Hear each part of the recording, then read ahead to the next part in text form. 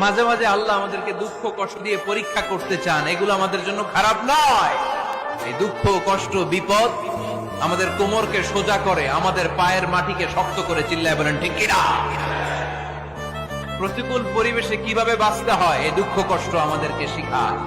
এজন্য